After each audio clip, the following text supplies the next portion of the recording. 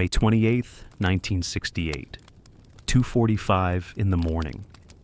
On an unnamed ridge 9 miles west of Khe Sanh Combat Base, 88 United States Marines lay in their fighting holes, staring into the darkness. They had been on this ridge for 4 days now, dug in among old bomb craters and rocky outcroppings, surrounded by triple canopy jungle that pressed in on all sides. The night was quiet except for the usual sounds of the Vietnamese highlands. Insects chirping, the occasional crack of a branch, the whisper of wind through the trees. Then, somewhere out in that darkness, a Marine listening post heard something that made their blood run cold. Movement, lots of it. Enemy soldiers were maneuvering just outside the wire. Within minutes, artillery rounds were screaming overhead, crashing down on suspected enemy positions in the jungle below the ridge. The explosions lit up the night sky, briefly revealing the terrain in stark flashes of orange and white. And then they came. North Vietnamese Army regulars, over 500 of them, launching a coordinated battalion-sized assault on a Marine company position that had fewer than 90 defenders. For the next 9 hours, the Marines of Foxtrot Company, 2nd Battalion, 3rd Marine Regiment, would fight one of the most intense small unit actions of the entire Vietnam War. This is the story of the Battle of Foxtrot Ridge. It's a story that doesn't appear in many history books. It wasn't a decisive battle. It didn't change the course of the war, but it represents something vitally important. The experience of the thousands of young American Marines who fought dozens, even hundreds of similar battles across Vietnam. Small unit actions, company-level fights. Desperate firefights where survival depended on training, courage, and the bonds between brothers in arms. This was the real Vietnam War for most combat Marines. Not the big operations that made headlines. Not the famous sieges that captured the public imagination. But battles like Foxtrot Ridge, fought by small groups of Marines against determined enemy forces, far from support, far from safety, but never far from each other.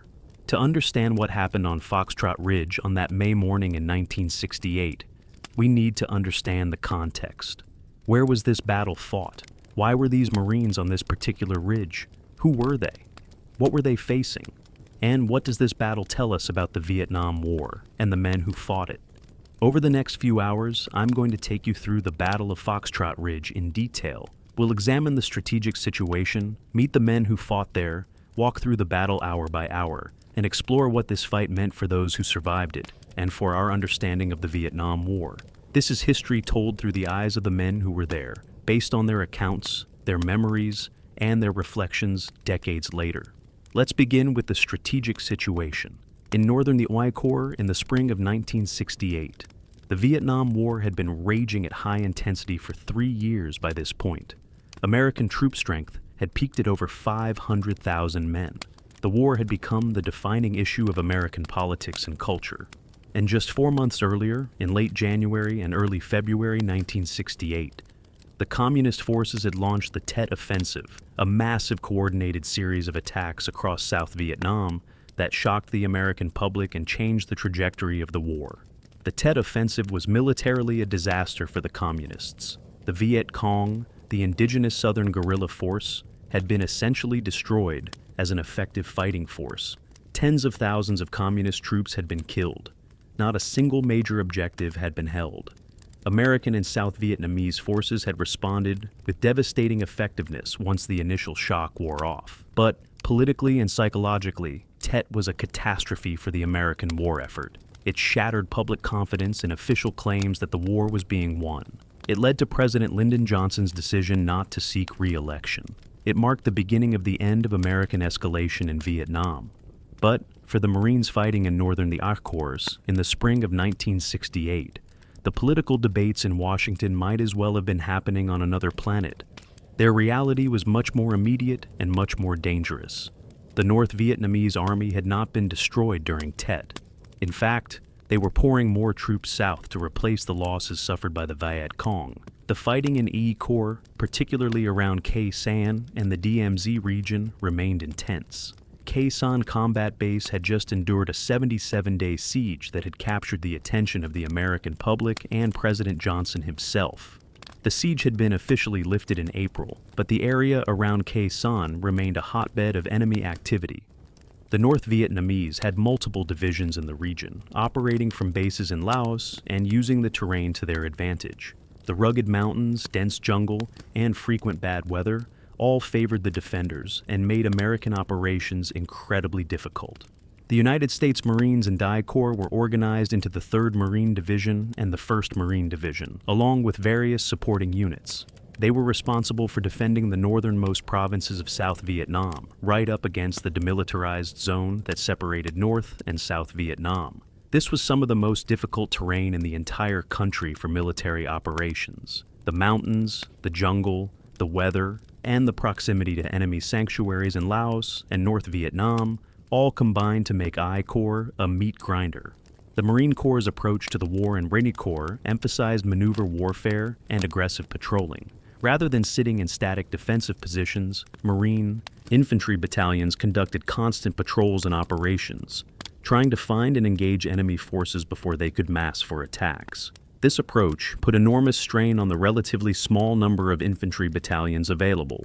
These were the maneuver battalions that bore the brunt of the fighting and the casualties.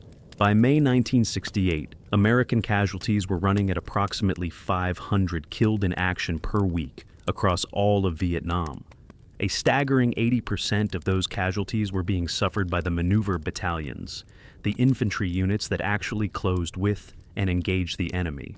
While American peak strength in Vietnam was almost 500,000 troops, the vast majority were in support roles: logistics, headquarters, aviation, artillery, engineers, and all the other specialties necessary to sustain a modern military force 10,000 miles from home. The actual number of troops in maneuver battalions, the ones doing the fighting, never exceeded about 50 battalions, with an average field strength of around 500 men each. So, while total American strength was enormous, only about 25,000 troops were bearing 80% of the combat casualties. This meant that serving in a maneuver battalion, particularly a Marine infantry battalion in Corps, was extraordinarily dangerous. 2nd Battalion, 3rd Marine Regiment, known as 2-3, was one of these maneuver battalions. They had been in Vietnam for years, rotating companies in and out of various operations across northern Corps. Like all Marine infantry battalions, 2-3 consisted of a headquarters company and 4 rifle companies: Echo, Foxtrot, Golf, and Hotel. Each rifle company was commanded by a captain and consisted of 3 rifle platoons plus a weapons platoon with a theoretical strength of about 200 men. In practice, field strength was usually much lower due to casualties, disease, men on R&R, and the normal attrition of combat operations. Foxtrot Company, 2nd Battalion, 3rd Marines, Foxtrot 2-3, was commanded in May 1968 by a captain whose leadership would be tested to its limits on Foxtrot Ridge. His company consisted of about 90 Marines, significantly under strength, but still combat effective. These were mostly young men, many of them only 19 or 20 years old, serving their first combat tour. Some were draftees, others were volunteers. All had been through Marine Corps boot camp and infantry training. They knew their jobs: to find the enemy, engage the enemy, and destroy the enemy. Everything else was secondary. The individual Marine infantryman in Vietnam in 1968 was equipped with the M16 rifle, a lightweight automatic rifle that had finally overcome its early reliability problems and become an effective weapon. The M16 fired a small caliber, high-velocity round that was devastating at close range. Each Marine carried multiple magazines, grenades, and whatever other gear his mission required. Machine gunners carried the M60, a belt-fed medium machine gun that was the backbone of Marine infantry firepower. Radio men carried the PRC-25 radio, the vital link to artillery support, air support, and higher headquarters. But weapons and equipment were only part of what made these Marines effective. The real strength of a Marine infantry company was the training, cohesion, and leadership that bound it together. Marines trained together, fought together, and looked out for each other. The bonds formed in combat were unlike anything experienced in civilian life. Your survival depended on the Marine next to you, and his survival depended on you. This created a brotherhood that transcended normal friendships. It was, quite literally, a matter of life and death. Leadership at every level was critical.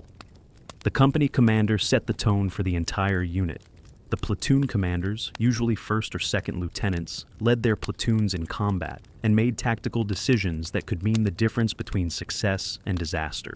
The platoon sergeants, experienced NCOs, provided the institutional knowledge and steadiness that kept young officers and young Marines from making fatal mistakes. And the squad leaders, corporals and sergeants, directly led the 8 to 13 Marines who made up a rifle squad, the basic building block of Marine infantry. In late May 1968, Foxtrot Company was operating in the area west of Khe Sanh Combat Base as part of Operation Scotland II. This operation was the follow-on to the relief of the Khe Sanh siege and aimed to keep pressure on the North Vietnamese forces in the region, prevent them from massing for another siege, and interdict their supply lines from Laos. It was dangerous, difficult work. The terrain was brutal, steep mountains covered in triple canopy jungle, with limited landing zones for helicopters and few trails suitable for movement. The enemy was present in large numbers and knew the terrain intimately, and the weather was often terrible, with fog, low clouds, and rain, making air support and helicopter resupply difficult or impossible. On May 24, 1968, Foxtrot Company was helicoptered onto a ridgeline about 9 miles west of Khe Sanh Combat Base. This ridge had no name, at least not one that appeared on any map. It was just another piece of high ground in the endless mountains of northern Sea Corps, but someone in the battalion headquarters decided to call it Foxtrot Ridge after the company that was being placed there. The name would stick, though the Marines who fought there would remember it by more colorful descriptions. The mission was straightforward. Occupy the ridge, establish a defensive position, patrol the surrounding area, and provide an observation post to watch for enemy movement. It was a standard mission for a rifle company in Vietnam. The ridge itself was maybe 300 meters long and 50 meters wide at its widest point, running roughly east to west. It was covered with old bomb craters, evidence of previous airstrikes in the area, and dotted with scrub vegetation and a few stunted trees. The jungle pressed in close on all sides, providing excellent cover for anyone approaching the position. Foxtrot Company's Marines, all 88 of them, went to work preparing their defensive position. They dug fighting holes, two-man positions that would provide cover from enemy fire and a platform for returning fire. They emplaced their machine guns to cover the most likely enemy approach routes. They set out trip flares and claymore mines to provide early warning and defenses against enemy infiltration. They established fields of fire, cleared vegetation to improve visibility, and registered artillery targets on likely enemy assembly areas and approach roads. This was hard physical labor in the tropical heat, but every Marine knew it might save his life when the enemy came. The company command post was established in a cluster of bomb craters near the center of the ridge. This is where the company commander and his small headquarters element would operate. The executive officer, the radio men who maintained contact with battalion headquarters and coordinated fire support, the forward observers for artillery and mortars, and the Navy corpsmen who served as the company's senior medical personnel. The 3 rifle platoons were distributed around the perimeter, each responsible for a sector of the defense. The weapons platoon, with its additional machine guns and mortars, was positioned to provide supporting fire wherever it was needed. For the first 3 days, May 24th through 26th, things were relatively quiet. Patrols went out into the surrounding jungle, looking for signs of enemy presence. They found some: old bunkers, trails that showed recent use, the occasional piece of equipment or ammunition left behind. But they made no contact with enemy troops. This was both reassuring and ominous. The enemy was out there, everyone knew it, but where, and in what strength, and what were they planning? On the night of May 26th going into May 27th, the Marines on Foxtrot Ridge heard movement in the jungle around their position. It was hard to tell exactly what it was. Maybe enemy troops maneuvering into position, maybe just animals, maybe the wind. They called in artillery fire on suspected enemy locations, what they called H&I fire, harassment and interdiction. The artillery rounds crashed down into the jungle, hopefully disrupting any enemy plans. But everyone was on edge. Something was building. May 27th was spent improving the defensive position and conducting more patrols. The Marines knew by now that a significant enemy force was in the area. Radio intercepts, reports from other units, and their own patrol findings all pointed to a large North Vietnamese presence. Intelligence suggested at least a battalion, maybe more. That meant somewhere between 400 and 1,000 enemy soldiers within striking distance of Foxtrot Ridge. The question wasn't if they would attack, but when. As the sun set on May 27th, the Marines of Foxtrot Company prepared for what they expected would be a difficult night. Everyone went to 50% alert, meaning half the company was awake and in their fighting holes at any given time, while the other half tried to get some rest. Machine guns were test-fired to make sure they were functioning properly. Ammunition was distributed and redistributed to ensure every position had adequate supplies. Grenades were placed within easy reach, radios were checked and rechecked, and then they waited. The night was dark, with no moon and heavy cloud cover obscuring the stars. Visibility beyond a few meters was almost zero. The jungle was alive with the usual nighttime sounds, but every Marine listening knew that somewhere out in that darkness, enemy soldiers were moving. The listening posts, small teams of Marines positioned outside the main perimeter to provide early warning, maintained radio contact with the company command post, whispering reports of sounds and suspected movement. At 2:45 in the morning, on May 28th, one of the listening posts reported definite enemy movement, soldiers moving through the jungle toward the Marine position. The report was relayed to the company commander, who immediately called for artillery. Within minutes, the Marine 105mm howitzers at the nearby fire support base were firing, their shells arcing through the night sky and exploding in the jungle around Foxtrot Ridge. The concussions from the explosions could be felt even at the company command post. The flashes briefly illuminated the landscape like giant camera flashes, creating bizarre shadows and making it even harder to see in the darkness. The Marines in their fighting holes gripped their weapons tighter, straining their eyes and ears for any sign of the enemy. They could hear the artillery impacting, could smell the distinctive odor of high explosives drifting on the breeze, but they couldn't see anything beyond the immediate vicinity of their holes. And then, at 0300 hours, 3 in the morning, the North Vietnamese struck. Is Bistabroa, Part 2. The Assault. 3 North Vietnamese soldiers armed with satchel charges, canvas bags filled with explosives, attacked one of the Marine listening posts. These were suicide troops, soldiers given a mission with no expectation of survival, sent to create chaos and terror at the start of the assault. They succeeded. The satchel charges detonated with tremendous force, killing the 3 NVA soldiers instantly, but also killing the 3 Marines in the listening post. The explosions were the signal for the main assault to begin. Immediately, the jungle around Foxtrot Ridge erupted with fire. Hundreds of North Vietnamese soldiers opened up with automatic weapons, rifles, machine guns, and RPGs, rocket-propelled grenades. Tracers streaked through the darkness, creating arcs of light that seemed to hang in the air. The noise was incredible, a continuous roar of gunfire mixed with explosions and the shouts of men. The Marines responded instantly, returning fire into the darkness, shooting at muzzle flashes and suspected enemy positions.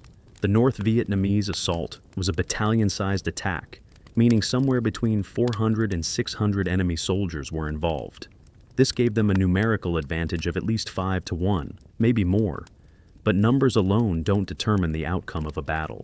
The Marines had several critical advantages. They were in prepared defensive positions, they had excellent fields of fire, they had immediate access to artillery support, and they were fighting as a cohesive unit with good leadership at every level. The NVA had the advantage of numbers and the element of tactical surprise, but they had to cross open ground under fire to reach the Marine positions.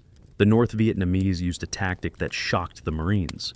Instead of advancing by short bounds from cover to cover, as doctrine and common sense would suggest, they attacked standing upright, firing from the hip and shoulder as they advanced. This was either extraordinary bravery or fanatical disregard for casualties, depending on your perspective. The result was devastating for the attackers.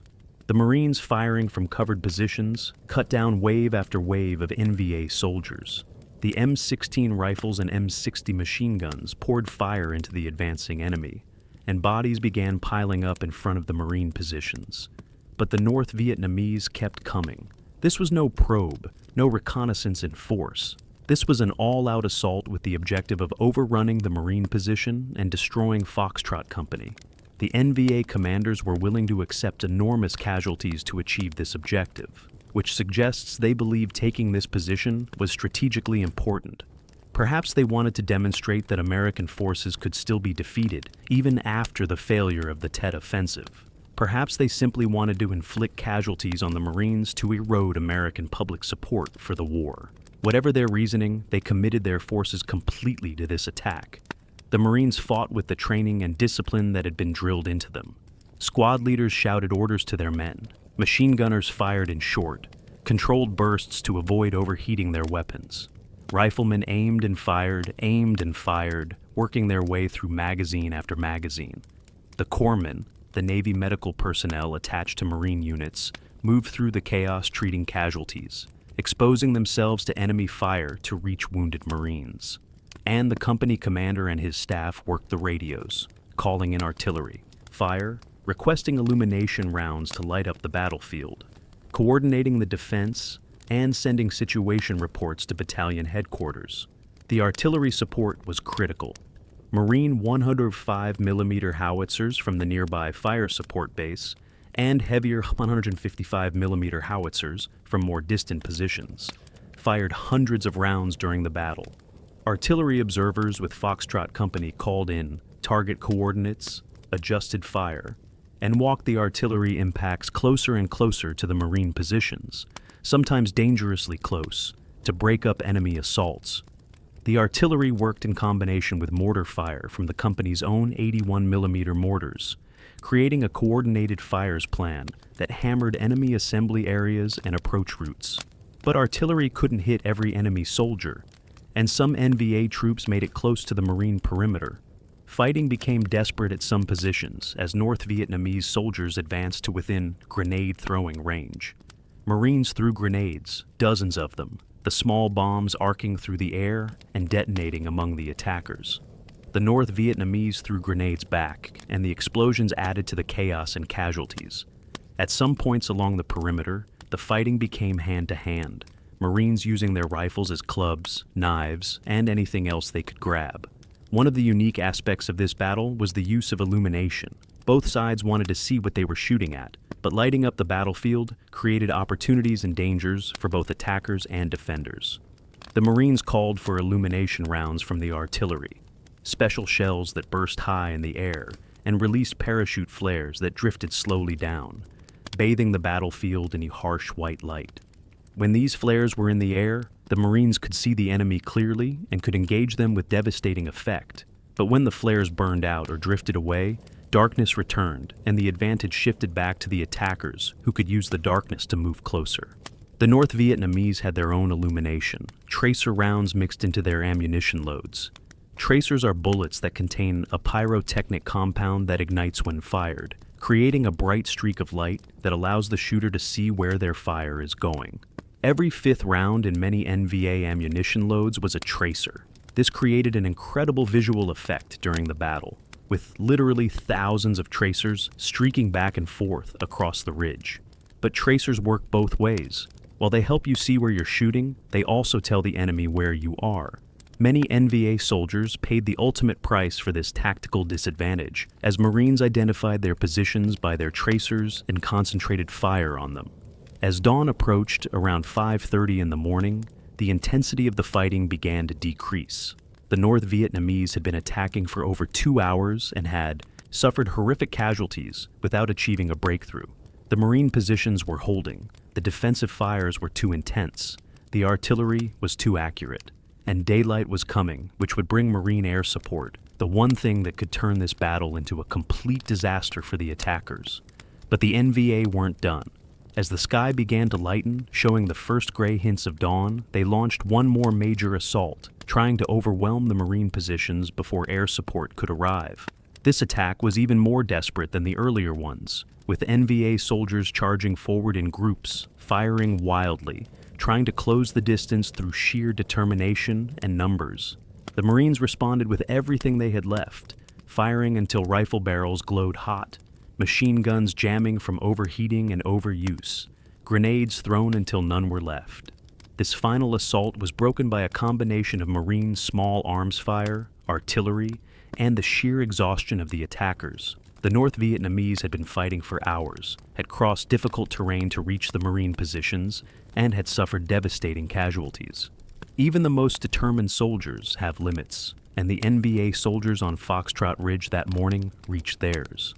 The assault began to falter. Soldiers went to ground, seeking cover from the murderous fire. Small groups began withdrawing back into the jungle, and then, as the sun rose over the mountains to the east, the attack collapsed entirely. The North Vietnamese forces broke contact and withdrew, leaving behind their dead and wounded, along with equipment, weapons, and the blood-soaked ground in front of the Marine positions. As the sounds of battle faded, replaced by the groans of the wounded and the exhausted breathing of men who had fought for their lives, the Marines of Foxtrot Company could begin to assess the situation. The first priority was casualties. Corpsmen moved through the positions, treating the wounded, stabilizing them for eventual medevac evacuation by helicopter. 13 Marines had been killed during the battle. 44 more were wounded, some seriously. In a company that started with 88 men, that was a casualty rate of nearly 65%. Every platoon had taken losses. Every squad had empty positions. But the line had held. In front of the Marine positions lay the evidence of the desperate fighting. The bodies of North Vietnamese soldiers covered the ground, sometimes piled 2 or 3 deep, where the fighting had been most intense. Initial counts suggested over 230 enemy dead, though the exact number would never be known with certainty because the NVA, like all professional militaries, tried to recover their dead when possible. Equipment was scattered everywhere: rifles, machine guns, ammunition, grenades, web gear, and personal items. The ground was torn up by thousands of rounds of small arms fire, artillery impacts, and grenade explosions. As the Marines waited for helicopter medevac to arrive for their wounded, they began the grim task of consolidating their position and preparing for the possibility of another attack. Ammunition was redistributed, with priority going to fighting positions that were still fully manned. Weapons were cleaned and inspected. The dead, both Marines and NVA, were moved to designated collection points, and everyone kept their eyes on the jungle, knowing the enemy might return. The helicopters arrived around 8 in the morning, CH-46 Sea Knights that landed briefly on the ridge to pick up the wounded. This was always a dangerous moment, as helicopters on the ground were vulnerable targets and often drew enemy fire. But the medevac went smoothly, with all the wounded successfully evacuated to medical facilities. The dead would remain on the ridge for now, to be evacuated later once the tactical situation was more secure. Over the next several hours, Foxtrot Company was reinforced and resupplied. Additional Marines were helicoptered to the ridge, along with ammunition, water, and other supplies. The company had burned through an enormous amount of ammunition during the night's fighting, thousands upon thousands of rounds, and needed resupply to be ready for another attack. Engineers were brought in to improve the defensive positions, using explosives and tools to dig deeper fighting holes and create better cover. And intelligence officers interviewed the company's Marines, trying to piece together exactly what had happened during the confused night battle. What emerged was a picture of a well-planned, well-executed defense against a determined enemy assault. The Marines had fought as they were trained to fight, as individuals contributing to a collective defense. Squad leaders had led their squads. Platoon commanders and platoon sergeants had coordinated their platoons. The company commander had orchestrated the overall defense while calling in the artillery and other support that made the difference. And every individual Marine had done his job, firing his weapon, throwing his grenades, and refusing to break under pressure. The North Vietnamese had also fought well, showing courage and determination even in the face of devastating casualties. Their plan had been sound: attack at night to negate American advantages in air power and precision fire support, use numerical superiority to overwhelm the defenders, and achieve a quick victory before American reinforcements could arrive. The plan had failed, but not because it was poorly conceived. It failed because the Marines had been ready, had fought exceptionally well, and had access to the artillery support that broke up every enemy assault before it could achieve a breakthrough. In the days following the battle, as Foxtrot Company remained on the ridge and conducted patrols into the surrounding area, the full scope of what had happened became clearer. The North Vietnamese, battalion that had attacked the ridge had been part of a larger enemy force operating in the area west of Khe Sanh. This force was attempting to interdict Marine supply lines, harass American positions, and demonstrate that the NVA was still a potent force despite the losses suffered during the Tet Offensive. Foxtrot Ridge was one of several engagements during this period, all part of the ongoing struggle for control of the border regions. The battle had several immediate tactical consequences. First, it disrupted North Vietnamese operations in the area. The loss of over 200 soldiers, along with weapons and equipment, was a significant blow to the attacking battalion. They would need time to recover, regroup, and absorb replacements before they could conduct major operations again. This gave the Marines breathing room to conduct their own operations without facing such a concentrated enemy presence. Second, the battle demonstrated that American company-sized units, when properly prepared and supported, could defeat much larger enemy forces. This was an important lesson because it validated the Marine Corps' tactical approach in Vietnam. The emphasis on aggressive patrolling, prepared defensive positions, and the ability to call in massive fire support had proven effective. The 5-to-1 numerical advantage that the North Vietnamese enjoyed hadn't been enough to overcome these American advantages. Third, the battle highlighted the critical importance of small unit leadership. The Marines on Foxtrot Ridge had been led by corporals and sergeants who kept their squads fighting even when casualties mounted and the situation was desperate. These junior leaders, often only 20 or 21 years old themselves, made tactical decisions that saved lives and held the line. This kind of leadership couldn't be taught entirely in training. It developed through experience, through the bonds formed between Marines, and through the example set by more senior leaders. From the perspective of the individual Marines who fought on Foxtrot Ridge, the battle was a defining experience that they would carry for the rest of their lives. Many later spoke about the intensity of the fighting, the fear they felt, the relief when the enemy finally withdrew, and the grief over lost comrades. Some described a sense of pride in having fought so well, of having met the ultimate test and not been found wanting. Others focused on the randomness of survival, the luck that determined who lived and who died, and the survivor's guilt that comes from making it through when others didn't. The wounded Marines faced a long road to recovery. Some had relatively minor injuries that would heal in weeks or months. Others had catastrophic wounds that would affect them for the rest of their lives. Amputations, severe burns, traumatic brain injuries, and all the other terrible injuries that modern weapons inflict. They were evacuated first to field hospitals, then to larger hospitals in Da Nang or aboard hospital ships, and eventually many were sent to military hospitals in Japan or the United States. Their war was over, but their struggle was just beginning. The dead were handled with the care and respect that the Marine Corps has always shown its fallen. Their bodies were evacuated from Foxtrot Ridge and prepared for return to the United States.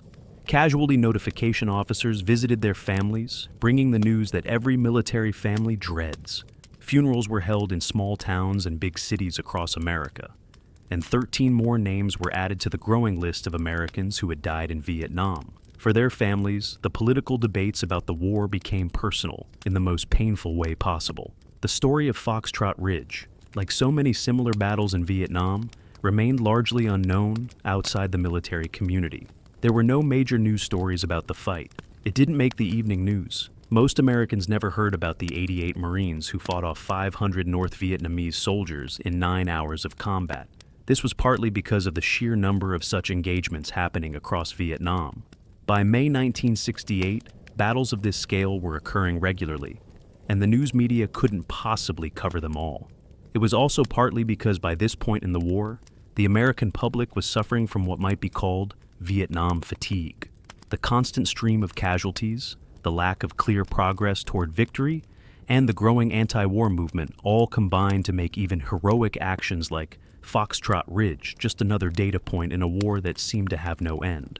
But within the Marine Corps, battles like Foxtrot Ridge were studied carefully. After-action reports were written, detailing what happened, what worked, and what could be improved. Lessons were identified and incorporated into training and doctrine. The men who fought there were recognized with awards for valor, Bronze Stars, Silver Stars, and in some cases, recommendations for even higher decorations. And the story was passed down through the Marine Corps community, told and retold in barracks and training schools. An example of what Marines could accomplish when they fought together. One of the most interesting aspects of the Foxtrot Ridge battle was how it illustrated the nature of the Vietnam War for ground combat troops. This wasn't a war of clear front lines and major advances. It wasn't a war where territory changed hands and you could point to a map and see progress. Instead, it was a war of attrition, where the measure of success was enemy casualties and the ability to control territory temporarily. Foxtrot Company held the ridge during the battle, inflicted significant casualties on the enemy, and accomplished its mission. But once the immediate tactical situation allowed, the company would likely move to another location, conduct other operations, and the ridge would be left behind. The next time American forces needed to operate in that area, they might have to fight for the same ground again. This pattern repeated itself thousands of times across Vietnam, in all the American services, in all regions of the country. Ground would be taken, held briefly, and then abandoned, only to be taken again later at the cost of more American lives. From a traditional military perspective, this was frustrating and seemingly pointless. The goal appeared to be not to seize and hold territory, but simply to kill as many enemy soldiers as possible, betting that eventually the communists would decide the cost was too high and would negotiate an end to the war. This strategy, often called attrition warfare, put enormous pressure on American ground troops who had to keep fighting, keep taking casualties, without the satisfaction of clear territorial gains or strategic progress. For the Marines who fought on Foxtrot Ridge, these strategic considerations were largely irrelevant. Their concern was more immediate: survive the battle, protect your fellow Marines, accomplish the mission, and try to make it home when your tour was done. The political debates, the strategic theories, the arguments about whether the war was winnable or moral or necessary, all of that was for other people to worry about. The Marines had a job to do, and they did it to the best of their ability. The Battle of Foxtrot Ridge also highlighted the crucial role of fire support in American military operations in Vietnam. The artillery that supported Foxtrot Company during the battle fired hundreds of rounds, creating a wall of exploding steel that broke up every enemy assault. Without that artillery, the outcome might have been very different. The North Vietnamese numerical advantage might have been decisive.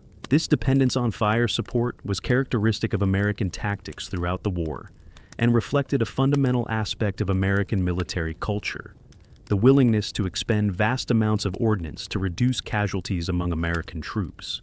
Critics of the American approach in Vietnam often pointed to this reliance on firepower as wasteful and counterproductive. The argument was that heavy use of artillery and airstrikes caused civilian casualties, destroyed villages and farmland, and created refugees, all of which undermined the American goal of winning hearts and minds in South Vietnam. There's truth to this criticism. The American way of war in Vietnam, emphasizing firepower over manpower, did cause significant collateral damage and likely contributed to the difficulty of building popular support for the South Vietnamese government. But from the perspective of the Marines on Foxtrot Ridge, these considerations were secondary to survival. When 500 enemy soldiers are attacking your position in the middle of the night, you use every weapon available to you: artillery, airstrikes, mortars, machine guns, rifles, grenades, everything that can kill the enemy and keep you alive. The alternative, restricting fire support to minimize collateral damage, would have cost American lives. No commander was willing to make that trade, and no Marine in a fighting hole under fire would have questioned the decision to call in all available fire support. This tension between the tactical imperatives of combat and the strategic goal of winning popular support was never fully resolved in Vietnam. It was one of many contradictions that characterized the American war effort and contributed to the eventual outcome. But for the men fighting battles like Foxtrot Ridge, the contradiction was largely theoretical. Their reality was more basic: fight well, help your brothers, stay alive. In the years and decades after the Vietnam War, the veterans of Foxtrot Ridge dealt with their experiences in various ways. Some successfully reintegrated into civilian society, building careers and families and putting the war behind them as much as anyone who has experienced combat can. Others struggled with what we now call post-traumatic stress disorder, suffering from nightmares, hypervigilance, difficulty with relationships, and all the other psychological wounds that combat can inflict. The Veterans Administration, overwhelmed by the number of Vietnam veterans needing help, and often unsympathetic to their problems, failed many of these men. Some turned to alcohol or drugs to self-medicate their psychological pain. Others simply withdrew from society, unable to relate to people who hadn't experienced what they had experienced. Many Foxtrot Ridge veterans found solace in connecting with other veterans, particularly those who had served in the same unit or fought in the same battles. These connections provided understanding and support that was impossible to find elsewhere. Fellow veterans didn't need explanations of what combat was like or why certain things triggered strong reactions. They had been there. They understood. This sense of brotherhood, forged in combat and maintained afterward, was one of the most positive things to come out of the Vietnam War. It helped thousands of veterans survive their return to civilian life and find meaning in their wartime service. The larger narrative of the Vietnam War, as it developed in American culture and memory, had little room for battles like Foxtrot Ridge. The war came to be remembered primarily through a few iconic images and events. The girl running from napalm, the execution of a Viet Cong prisoner, the fall of Saigon with helicopters evacuating from the embassy roof. These images captured important truths about the war, but they also simplified a much more complex reality. Lost in this simplified narrative were the thousands of small unit actions where American soldiers, sailors, airmen, and Marines fought with courage and professionalism against a determined enemy. Foxtrot Ridge was one of these forgotten battles, known primarily to those who fought there and to military historians who studied the tactical details. But the fact that a battle isn't famous doesn't mean it wasn't important. Foxtrot Ridge was important to the 88 Marines who fought there. It was important to the families of the 13 who died. It was important to the North Vietnamese soldiers who attacked the ridge, many of whom never returned home. And it's important to our understanding of what the Vietnam War was really like for the hundreds of thousands of Americans who served in combat units. Foxtrot Ridge wasn't unique or special in the larger scheme of the war. It was typical. And that's precisely what makes it important to study and remember. To truly understand the Battle of Foxtrot Ridge, we need to look beyond the tactical details and examine the human dimension of the fight. What was it like to be a 19-year-old Marine in a fighting hole on that ridge, listening to hundreds of enemy soldiers attacking in the darkness? What went through the minds of the men as tracers streaked overhead and explosions shook the ground? How did they find the courage to keep fighting when comrades fell around them and the outcome was uncertain? These questions don't have simple answers, but exploring them gives us a fuller picture of what combat in Vietnam was really like. Fear is the most fundamental emotion in combat, and every Marine on Foxtrot Ridge that night experienced it. This wasn't the kind of fear you feel watching a scary movie or riding a roller coaster. It was primal, visceral fear, the kind that activates every survival instinct and floods your body with adrenaline.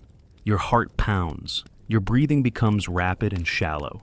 Your senses sharpen even as your ability to process complex information degrades. Time distorts, with some moments seeming to last forever and others passing in a blur. This is your body preparing to fight or flee, an evolutionary response that has kept humans alive for millennia. But military training, particularly Marine Corps training, teaches you to function despite the fear. You learn to focus on your immediate task. Aim your rifle, squeeze the trigger, reload, aim again. You learn to trust your equipment and your training. You learn that the Marine next to you is depending on you, and that gives you a reason to overcome the fear. You don't stop being afraid, but you don't let the fear control you. This mental discipline, this ability to perform complex tasks under extreme stress, is what separates trained combat troops from untrained civilians thrown into a firefight. Many veterans describe entering a state of hyper-focus during intense combat. The world narrows to your immediate surroundings and immediate tasks. You're not thinking about the big picture or the strategic situation or even your own survival in an abstract sense. You're thinking about the enemy soldier 50 meters away who needs to be stopped, about the machine gun that just went quiet and might need a barrel change, about the buddy to your left who just took a hit and needs help. This tunnel vision helps you function in chaos, but also means you might not have a clear picture of the overall battle while it's happening. Only afterward, when you compare notes with others, do you understand what really occurred. Communication during the battle was both critical and incredibly difficult. The noise of combat makes normal conversation impossible. You have to shout to be heard even a few meters away. Radio communication requires clear, concise, practiced phrases because there's no time for lengthy explanations. Hand signals work when you can see the person you're signaling, but darkness and smoke often make that impossible. So leaders at every level, from squad leaders to the company commander, had to develop ways to make themselves understood and to understand what their subordinates were trying to tell them, all while under fire and dealing with their own fear and stress. The physical demands of the battle were enormous. Combat is exhausting in ways that are hard to explain to anyone who hasn't experienced it. The adrenaline surge gives you temporary energy, but when it wears off, the crash is severe. You're carrying heavy equipment, rifle, ammunition, grenades, water, web gear, helmet, flak jacket. All of this might weigh 60 or 70 pounds or more. You're moving in difficult terrain, diving for cover, running between positions, lifting and carrying wounded comrades. You might go hours without water or food. Your body is operating at maximum effort for sustained periods, and eventually, it simply starts to shut down. Muscle fatigue sets in. Fine motor control degrades. Judgment becomes impaired.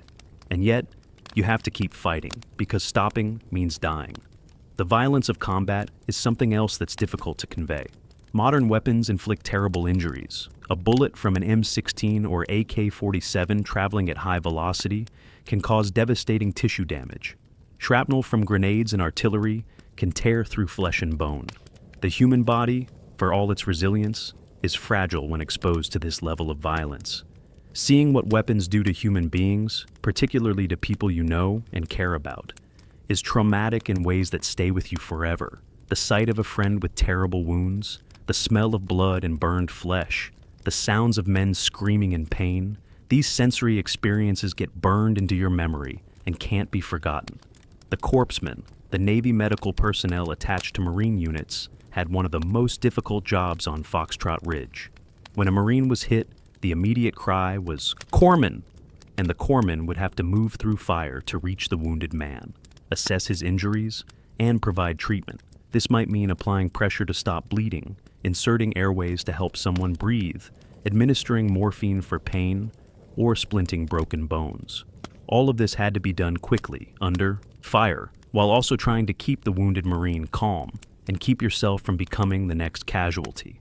The corpsmen on Foxtrot Ridge, like corpsmen throughout the war, showed incredible courage and saved many lives that night. Ammunition expenditure during the battle was staggering.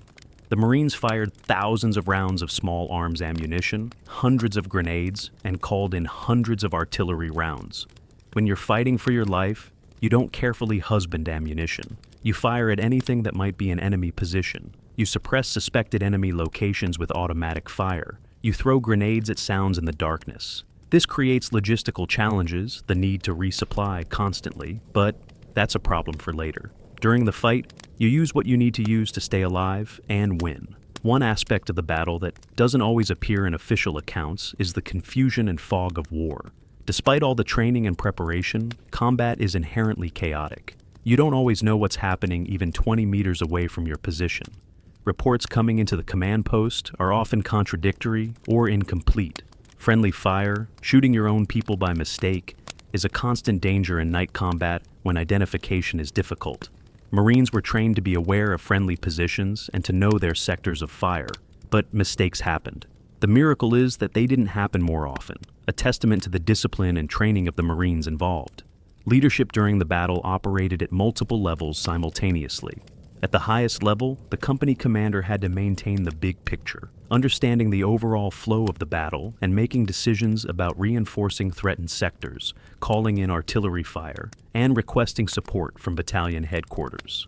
At the platoon level, lieutenants and platoon sergeants focused on their smaller sections of the perimeter, making sure their Marines were fighting effectively and coordinating with adjacent platoons. At the squad level, corporals and sergeants led their 8 to 13 Marines directly, inspiring by example and making split-second tactical decisions. And at the individual level, every Marine had to lead himself, to make the decision moment by moment to keep fighting, despite fear and exhaustion. The role of training in the battle's outcome cannot be overstated. These Marines had been trained extensively before deploying to Vietnam. 13 weeks of boot camp at either Parris Island or San Diego. followed by several weeks of infantry training at Camp Lejeune or Camp Pendleton, and then often additional specialized training depending on their military occupational specialty. This training was repetitive and demanding, designed to create muscle memory so that critical tasks could be performed automatically even under stress. When the fight started on Foxtrot Ridge, the Marines didn't have to think about how to clear a jammed rifle or how to adjust their rate of fire or how to throw a grenade. These things were automatic, drilled in through countless hours of practice. The relationship between junior Marines and their NCOs and officers was crucial to the fight. In civilian life, 19-year-olds don't often have to make life or death decisions or lead others in extreme circumstances. But in combat, they did. And they could do it because they had been trained by more experienced Marines who taught them not just the technical skills of combat, but also the mental toughness and the sense of responsibility to their fellow Marines that made them effective leaders. The NCOs, particularly the corporals and sergeants who were squad leaders, were often only a few years older than the Marines they led. But those few years of experience made an enormous difference. The bonds between Marines, the brotherhood forged in combat, was both a source of strength during the battle and a source of pain afterward. During the fight, knowing that your buddies were depending on you gave you a reason to overcome fear and keep fighting. You weren't fighting for abstract concepts like democracy or freedom, though those might have motivated you to join the Marines initially. You were fighting for the guy next to you, to keep him alive and to not let him down. This motivation was incredibly powerful and helped Marines endure situations that would break most people. But after the battle, when some of those buddies were dead and others were badly wounded, the strength of those bonds became a source of grief and guilt. Survivor's guilt, the feeling that you should have done more, or that it should have been you instead of them, affected many veterans. The randomness of survival in combat, the fact that a bullet or shrapnel fragment might miss you by inches but hit the Marine next to you, creates a sense that your survival was unearned luck rather than earned through skill or courage. This can be psychologically devastating and contributes to the difficulty many combat veterans have readjusting to civilian life. The role of mail from home, while it seems like a minor detail, was actually quite significant for morale. The Marines on Foxtrot Ridge, like all American troops in Vietnam, received mail intermittently. Letters from family, friends, and girlfriends back home provided a connection to the world beyond the war and reminded them that there was life beyond combat. Photos from home, news about everyday events, expressions of love and support, all of these helped sustain morale during difficult times. Conversely, Dear John letters, messages from girlfriends or wives ending relationships, could be devastating and affect a Marine's performance and mental state. The platoon sergeants and officers were aware of this and tried to support Marines dealing with bad news from home.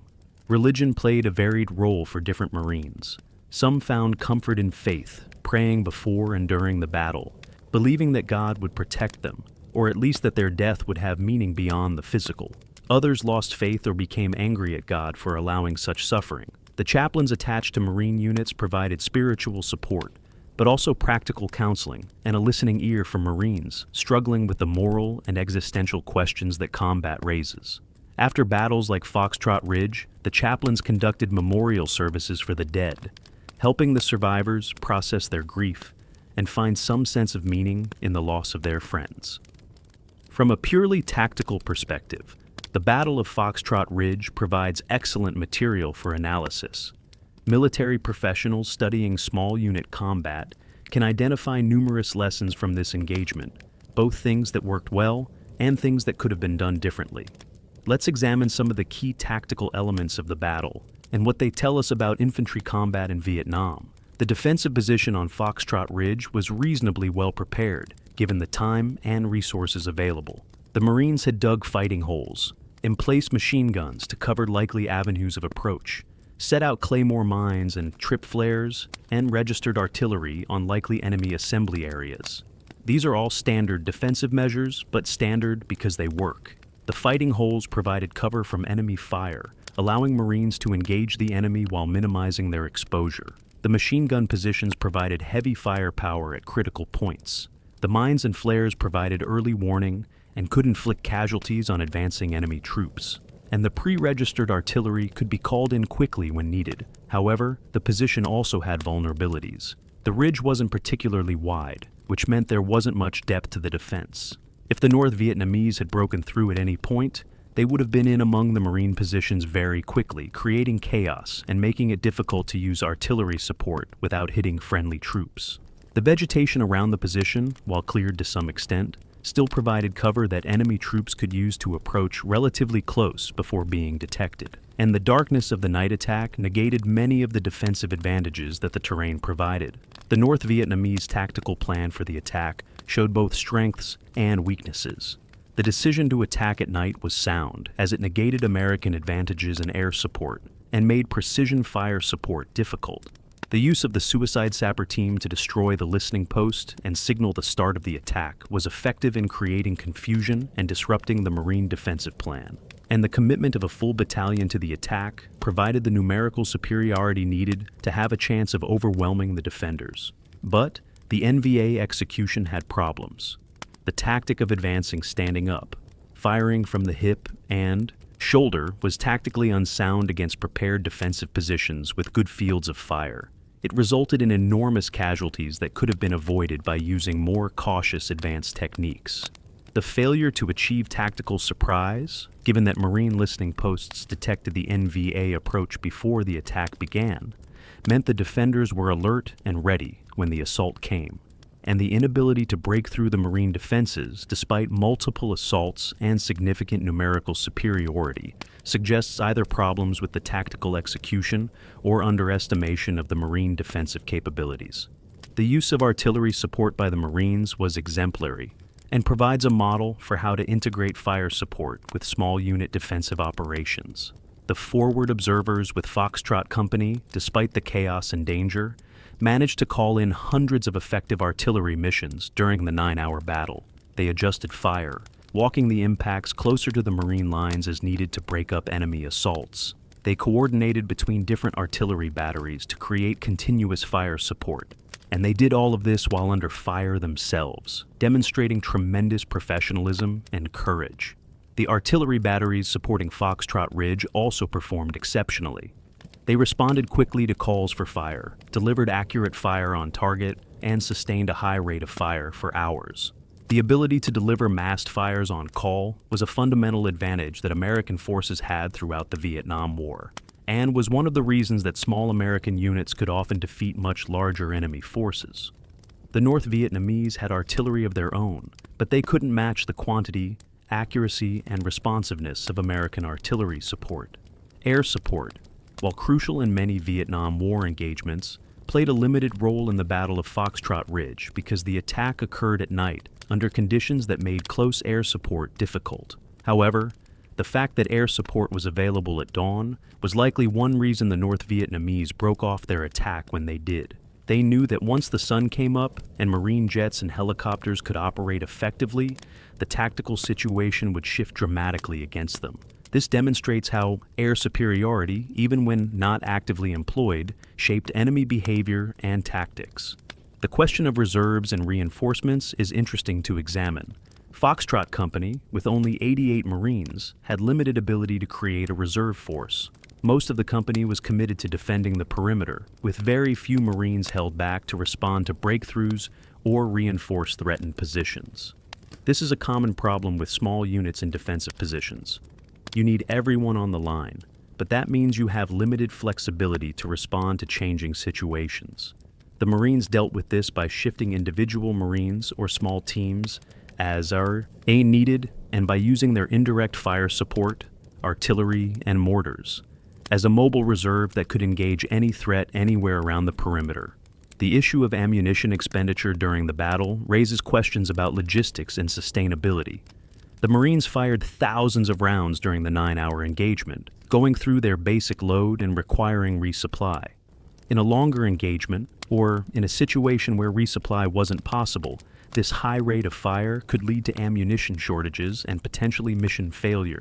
The Marines' solution was to ensure good fire discipline when possible, firing aimed shots rather than spraying bullets randomly, while still maintaining the volume of fire necessary to defeat enemy assaults.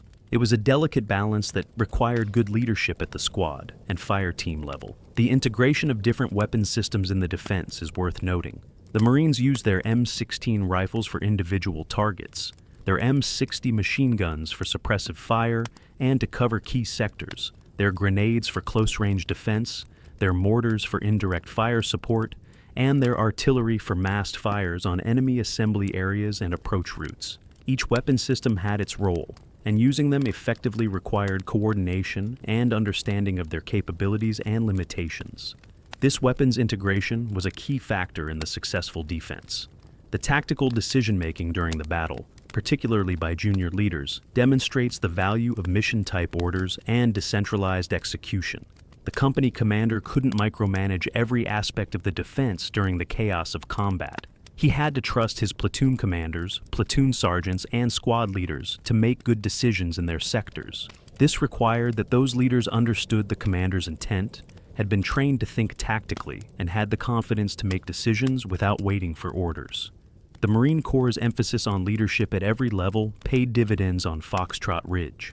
From a strategic perspective, the Battle of Foxtrot Ridge fits into the larger pattern of the war in 1968. The North Vietnamese, despite the devastating losses they suffered during the Tet Offensive, continued to maintain pressure on American forces throughout South Vietnam. They were particularly active in the border regions, trying to control the infiltration routes and base areas that were essential to sustaining their war effort. Attacks like the one on Foxtrot Ridge served multiple purposes. They inflicted casualties on American units. They demonstrated that the NVA was still capable of offensive operations, and they tied down American forces that might otherwise be used for pacification operations or other missions. For the United States, battles like Foxtrot Ridge were part of the attrition strategy that characterized American conduct of the war from 1965 through 1968. The goal was to kill enemy soldiers faster. Then North Vietnam could replace them, eventually forcing the Communists to negotiate an acceptable end to the war. Each engagement was measured primarily by the body count, the number of enemy killed versus American casualties. By this metric, Foxtrot Ridge was a clear American victory. Over 230 NVA killed versus 13 Marines killed and 44 wounded. The kill ratio was roughly 18-1, exactly the kind of result the attrition strategy sought. But the attrition strategy had fundamental problems that battles like Foxtrot Ridge illustrated. First, the North Vietnamese were willing to accept casualties that would be considered unacceptable by American standards. They could lose 200 men in a single failed attack and simply absorb the loss, replace the casualties, and try again. American public opinion wouldn't tolerate sustained casualties at that rate, which gave the North Vietnamese an advantage in a war where political will was ultimately more important than the tactical success. Second, the attrition strategy didn't lead to any permanent changes in control of territory. Foxtrot Company held the ridge during the battle and for a period afterward, but eventually they would move to another location and the ridge would be abandoned. The next time American forces operated in that area, they might face another enemy force that had moved in after the Americans left. This pattern of taking, holding briefly, and then abandoning ground was frustrating for the troops involved and created a sense that the war had no progress, no forward momentum. Third, the attrition strategy placed enormous burden on the maneuver battalions, the infantry units that did the actual fighting. These units, like 2nd Battalion, 3rd Marines, experienced casualty rates that were staggering over the course of a year-long tour in Vietnam. A battalion might lose 50, 100, even 200 men killed and wounded over the course of its deployment, requiring constant replacement of casualties with new personnel who had to be integrated into the unit and brought up to speed quickly. This turbulence affected unit cohesion and combat effectiveness. The Battle of Foxtrot Ridge also occurred during a period of strategic transition for the United States and Vietnam. In March 1968, President Johnson had announced that he would not seek re-election and that he was ordering a partial halt to bombing of North Vietnam as a gesture toward peace negotiations. The Paris peace talks would begin in May 1968, though they would drag on for years without producing a settlement. But the strategic direction was clear. The United States was looking for a way out of Vietnam, not a way to win decisively. This meant that battles like Foxtrot Ridge were being fought, even as the political leadership was seeking to end American involvement in the war. For the Marines fighting on Foxtrot Ridge, these strategic considerations were largely irrelevant to their immediate situation. They had a mission, they executed it, and they survived. But in the larger context of the war, their successful defense was part of a strategy that was already being abandoned. The attrition approach, the emphasis on body count, the maneuver warfare in the border regions, all of this would gradually give way to Vietnamization, the policy of turning the war over to the South Vietnamese while American forces withdrew. Foxtrot Ridge was thus an example of how the war was being fought in 1968, but not how it would be fought in 1970 or 1971. The story of the Battle of Foxtrot Ridge, like many small unit actions in Vietnam, was initially preserved primarily through the memories of those who fought there, and through official military records. After-action reports were written, detailing the engagement from a tactical perspective. Awards were submitted for Marines who had shown exceptional courage. Casualty reports documented who had been killed or wounded. And the survivors carried on with their tours, continuing to patrol, continuing to fight, knowing that tomorrow might bring another battle. Over time, the story of Foxtrot Ridge reached a wider audience, thanks largely to the efforts of veterans who wanted to preserve the memory of what happened and ensure that the sacrifices made there weren't forgotten.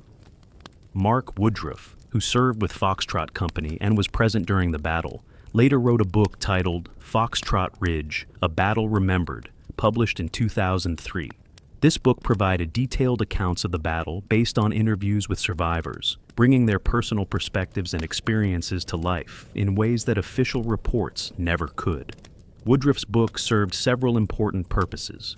First, it created a permanent record of the battle that would outlast the memories of the participants. Veterans age, memories fade, and eventually the generation that fought in Vietnam will be gone. Written accounts like Woodruff's ensure that future generations can understand what happened. Second, the book validated the experiences of the Marines who fought on Foxtrot Ridge. For many veterans, seeing their battle documented and recognized provided a sense that their service mattered, that their sacrifices had meaning. Third, the book educated civilians about the nature of combat in Vietnam, helping bridge the gap between those who served and those who didn't. The reunions of Foxtrot Company veterans became important events for those who fought on the Ridge. These gatherings allowed survivors to reconnect, to share memories, to laugh and cry together, and to remember fallen comrades.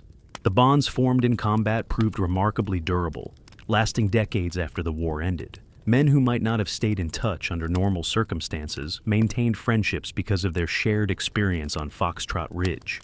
These reunions served a therapeutic function, helping veterans process their experiences and deal with the psychological aftermath of combat. The families of the 13 Marines who died on Foxtrot Ridge dealt with loss in various ways. Some found comfort in memorial services and in connecting with other Gold Star families. Others struggled with grief and anger, particularly if they opposed the war and felt their loved one had died for nothing. The Vietnam War was unique among modern American wars in the degree to which it divided the nation, and this division made it harder for families to find meaning in their losses. Unlike World War II, where the nation was united behind the war effort and deaths were seen as noble sacrifices, Vietnam casualties were often viewed with ambivalence or even hostility by segments of American society. The treatment of Vietnam veterans by American society in the decades after the war has been the subject of much debate and some mythology. The image of veterans being spit on when they returned home, while it did happen in some cases, was probably less common than popular memory suggests. But what is undeniable is that many veterans felt ignored or disrespected when they came home. There were no ticker tape parades for Vietnam veterans, no grateful nation welcoming home its heroes.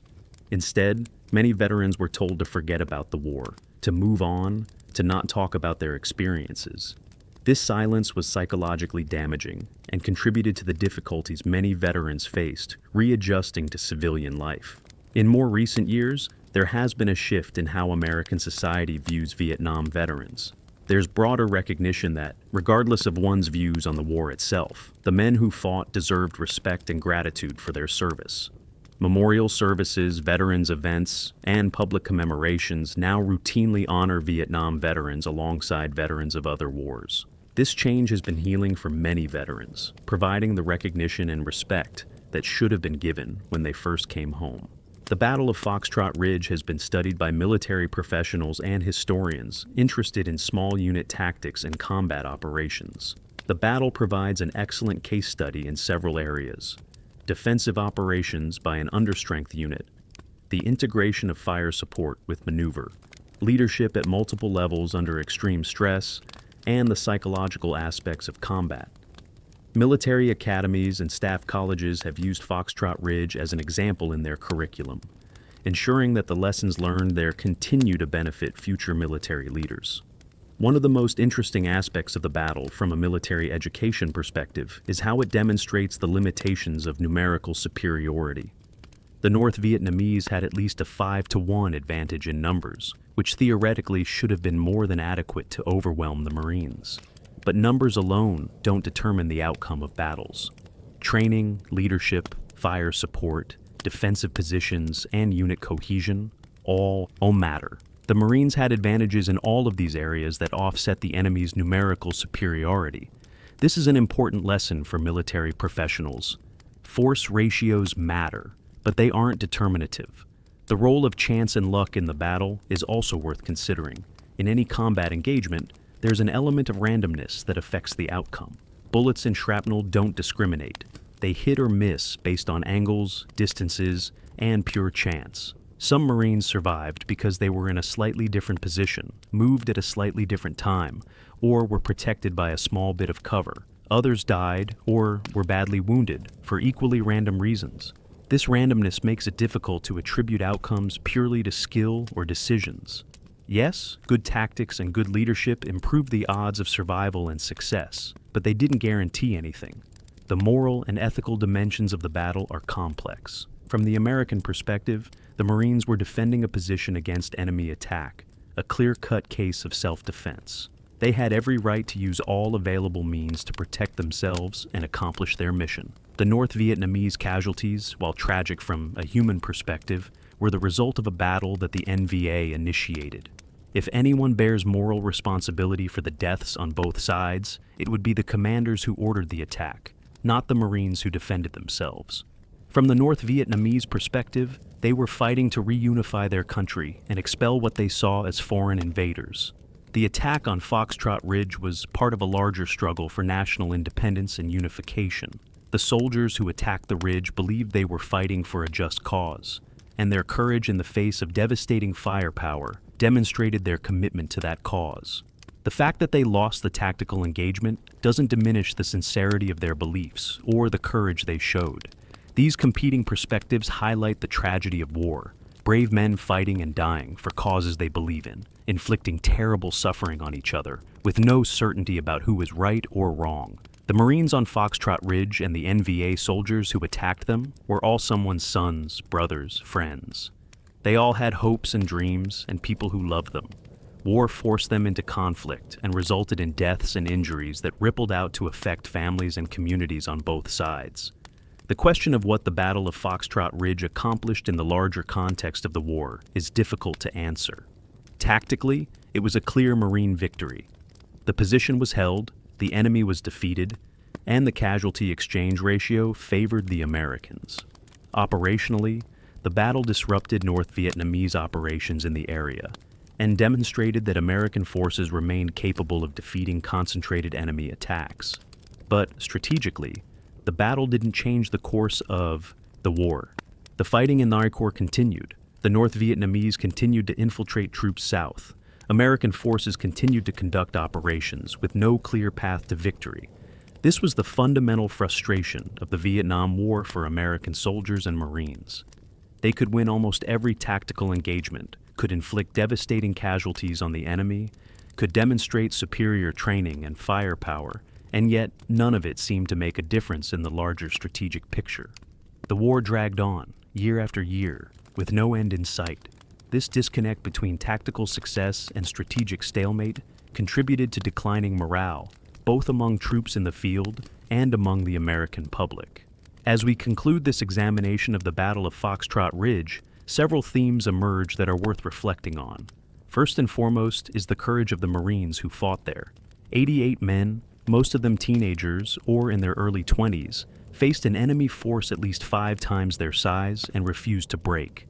They fought for 9 hours in the darkness, under conditions of extreme stress and danger, and they held their position. This kind of courage deserves recognition and respect, regardless of one's views on the Vietnam War. Second is the importance of training, leadership, and unit cohesion in combat effectiveness. The Marines on Foxtrot Ridge prevailed not because they had better weapons or overwhelming numbers, but because they were better trained, better led, and more cohesive as a unit than their adversaries. The countless hours of training, the emphasis on leadership at every level, and the bonds formed between Marines all proved their worth when it mattered most. Third is the critical role of fire support in American military operations. The artillery that supported Foxtrot Company was a force multiplier that transformed a desperate defensive battle into a decisive victory. The ability to call in massed fires quickly and accurately was a fundamental advantage that American forces enjoyed throughout the war, and remains a key component of American military doctrine today. Fourth is the human cost of war. 13 Marines died on Foxtrot Ridge. 44 more were wounded, some catastrophically. Hundreds of North Vietnamese soldiers died or were wounded. All of these casualties were real people with families, friends, hopes, and dreams. War inflicts suffering that extends far beyond the battlefield, affecting families and communities for generations. This cost must always be weighed against whatever objectives are being pursued. Fifth is the nature of the Vietnam War, as experienced by ground combat troops. For all the strategic debates and political controversies surrounding the war, the reality for men like those on Foxtrot Ridge was much more immediate and much simpler. Complete your mission, protect your brothers, try to survive.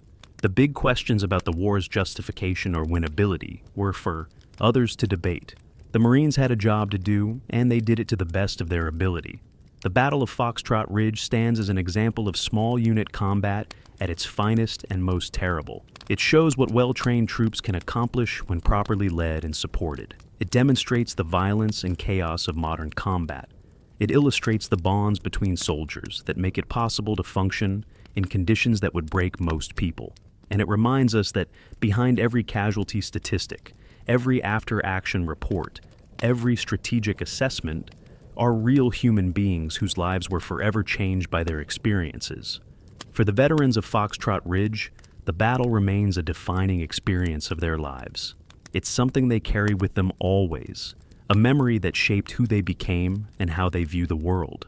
Some speak of it with pride, as proof that they met the ultimate test and passed. Others speak of it with sadness, remembering friends who didn't make it home. Most speak of it with a mixture of emotions too complex to easily categorize. Combat is like that. It doesn't fit into simple narratives or clean moral categories. For the families of the 13 Marines who died on Foxtrot Ridge, the battle is forever associated with loss and grief. Their loved ones went to war and didn't come home. No amount of recognition or respect can change that fundamental fact or ease the pain of loss.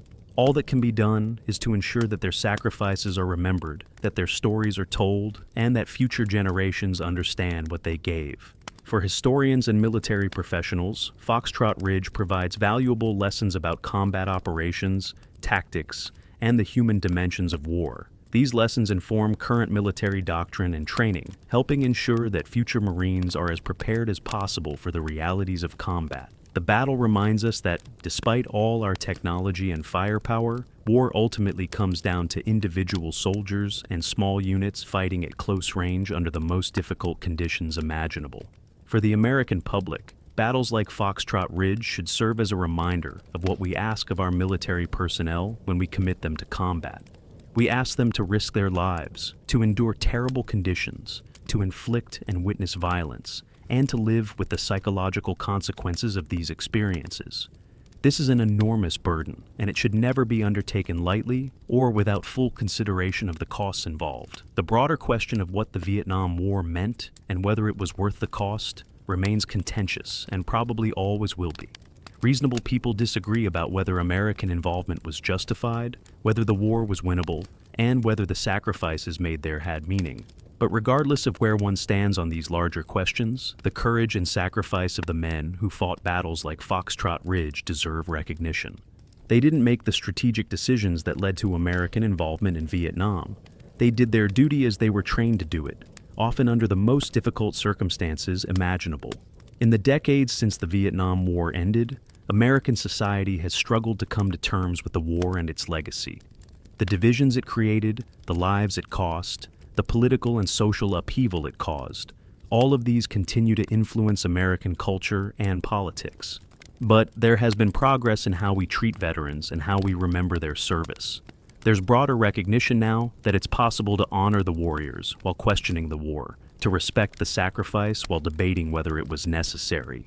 The Battle of Foxtrot Ridge, though little known outside military circles, deserves to be remembered as an example of American military forces at their best. It shows what Marines can accomplish when they are well-trained, well-led, and supported with effective fire support. It demonstrates the importance of the bonds between troops and the power of unit cohesion, and it honors the memory of the men who fought there, both those who survived and those who didn't. As the years pass and the generation that fought in Vietnam grows older, it becomes increasingly important to preserve these stories for future generations.